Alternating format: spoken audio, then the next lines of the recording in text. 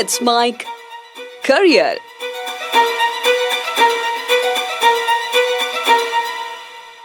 नमस्कार, let's mic policy watch के इस कार्यक्रम में आपका स्वागत है। आज हम बात करेंगे भारत सरकार और इसरो द्वारा शुरू किए गए ऐतिहासिक मिशन की, जिसने हमारे देश को अंतरिक्ष की दौड़ में एक नई ऊंचाई तक पहुंचाया है। इस मिशन का नाम है गगनयान मिशन। गगनयान न सिर्फ एक वैज्ञानिक मिशन है, बल्कि यह भारत की तकनीकी आत्मनिर्भरता, नवाचार और अंतरिक्ष में मानव उपस्थिति की एक बड़ी छलांग है। तो आइए जानते हैं, क्या है गगनयान मिशन, इसकी शुरुआत कैसे हुई, इसकी तैयारी कैसे हो रही है, कौन कौन इसमें शामिल है और यह भारत के भविष्य को कैसे बदलेगा। सबसे पहले गगनयान मिशन की पृष्ठभूमि जानते हैं। भारत ने वर्ष 1969 में इसरो की स्थापना की थी और तब से लेकर आज तक यह संस्थान निरंतर प्रगति की ओर अग्रसर है। चंद्रयान और मंगलयान जैसे मिशनों की सफलता के बाद अब इसरो ने मानव को अंतरिक्ष में भेजने की दिशा में कदम बढ़ाया है। गगनयान मिशन का उद्देश्य है भारतीय अंतरिक्ष यात्रियों को स्वदेशी रॉकेट के जरिए पृथ्वी की निचली कक्षा यानी कि लो अर्थ ऑर्बिट में भेजना। यह मिशन भारतीय वैज्ञानिक इतिहास में पहला ऐसा मिशन है जिसमें भारत के अंतरिक्ष यात्री, जिन्हें गगननॉट्स भी कहा जाता है, अंतरिक्ष में भेजे जाएंगे। आइए अब जानते हैं मिशन की शुरुआत और इसकी घोषणा के बारे में। गगनयान मिशन की आधिकारिक घोषणा प्रधानमंत्री नरेंद्र मोदी ने 15 अगस्त 2018 को लाल किले की प्राचीर से की थी। उन्होंने यह संकल्प लिया कि भारत अपनी आज़ादी की 75वीं वर्षगांठ तक अपने नागरिक को अंतरिक्ष में भेजेगा। इस मिशन को वर्ष 2025 में लॉन्च किया जाना प्रस्तावित है और इसके लिए इसरो दिन रात मेहनत कर रहा है।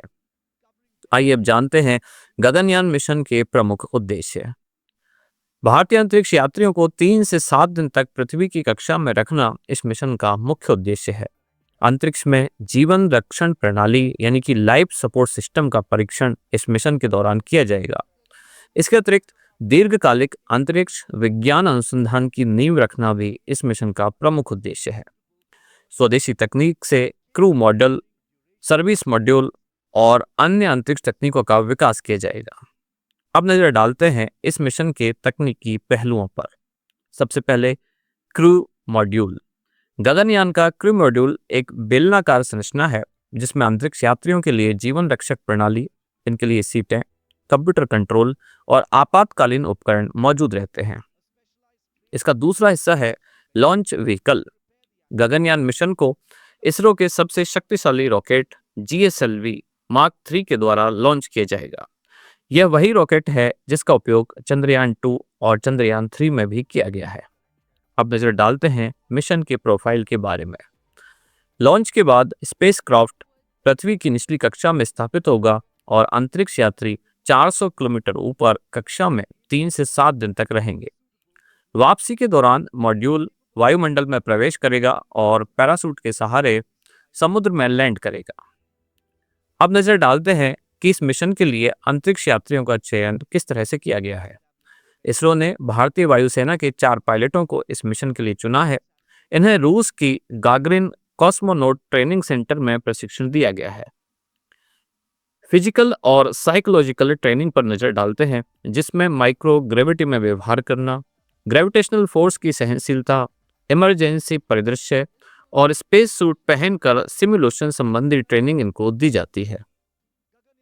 इस मिशन के लिए इसरो ने बेंगलुरु में ह्यूमन स्पेस फ्लाइट सेंटर की स्थापना की है, बायोमेडिकल इंजीनियरिंग यूनिट्स का विकास किया है, क्रू एस्केप सिस्टम और अबॉर्ट सिस्टम की टेस्टिंग भी की है। अब जानते हैं परीक्षण मिशन के बारे में।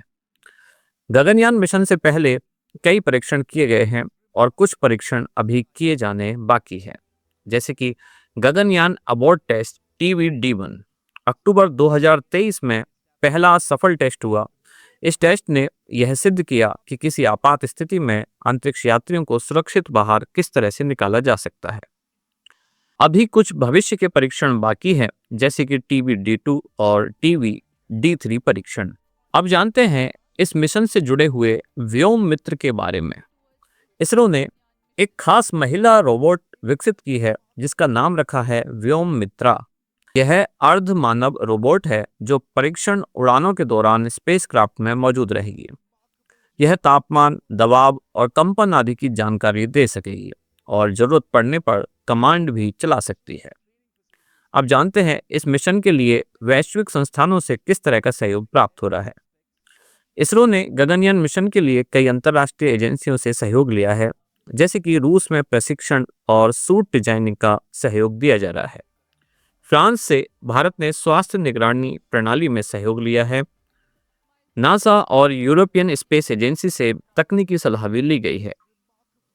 मिशन के सामने बहुत सारी चुनौतियां हैं। क्या है चुनौतियां और क्या है उनके संभव समाधान, आइए नजर डालते हैं। मानव अंतरिक्ष मिशन बेहद जटिल है। कुछ प्रमुख चुनौतियां और उनके समाधान जैसे कि जीवन रक्षक प्रणाली, क्रू एस्केप सिस्टम, उच्च तापमान में री एंट्री, इसरो द्वारा स्वदेशी तकनीक से निर्मित हीट शील्ड की डिजाइन, ये सभी कुछ चुनौतियां अभी इसरो के सामने आनी बाकी हैं, जिनका समाधान इसरो लगातार बेहतर तकनीक के द्वारा ढूंढ रहा है। अब एक सवाल कि आखिर गगनयान मिशन भेजने से भारत को क्या लाभ होगा। भारत बनेगा चौथा ऐसा देश जो मानव को अंतरिक्ष में भेजेगा। इससे पहले केवल अमेरिका, रूस और चीन ही इस तरह का कारनामा कर पाया है। स्पेस रिसर्च, बायोलॉजी, मेडिसिन और मैकेनिक्स की नई दिशा इस मिशन के द्वारा खुल सकेगी। युवाओं के बीच में विज्ञान के प्रति रुचि और प्रेरणा भी विकसित होगी। इसके अलावा अंतरिक्ष पर्यटन और स्पेस स्टेशन प्रोजेक्ट की नींव रखी जाएगी। ये सभी एक और जहां विज्ञान और तकनीकी क्षेत्र में भारत का लोहा मनवाएंगे, वहीं इसरो की जो व्यावसायिक यूनिट है उसके माध्यम से भारत की अर्थव्यवस्था को भी सहयोग प्राप्त हो सकेगा। अब नजर डालते हैं कि भविष्य की योजनाएं क्या क्या हैं।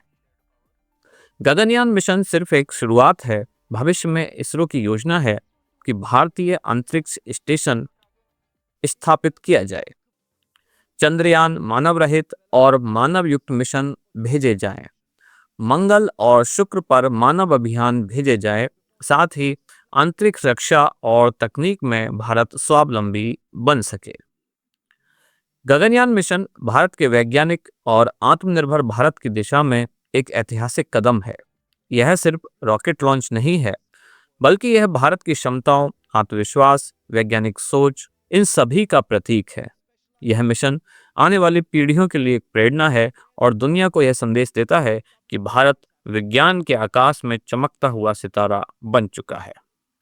अगर यह जानकारी आपको पसंद आई है तो इसे जरूर साझा करें, कमेंट्स करके हमें बताएं और इसी तरह की अन्य जानकारियों के लिए जुड़े रहिए लेट्स माइक के साथ।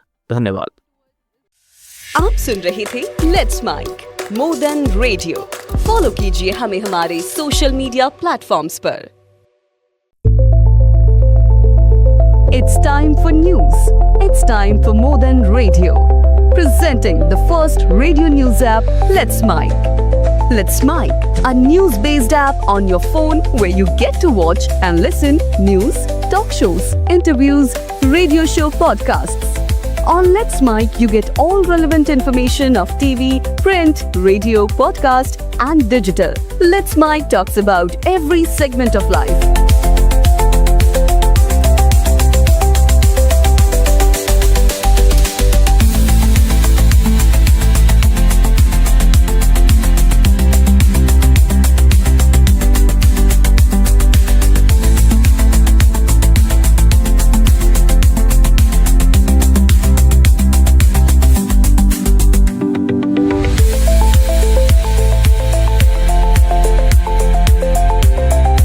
Download the app now from Play Store. Available both on Android and iOS mobile phones. Follow us on YouTube, Instagram, Twitter, LinkedIn, Facebook, Telegram, WhatsApp, Snapchat. Let's talk, let's connect, and let's mic.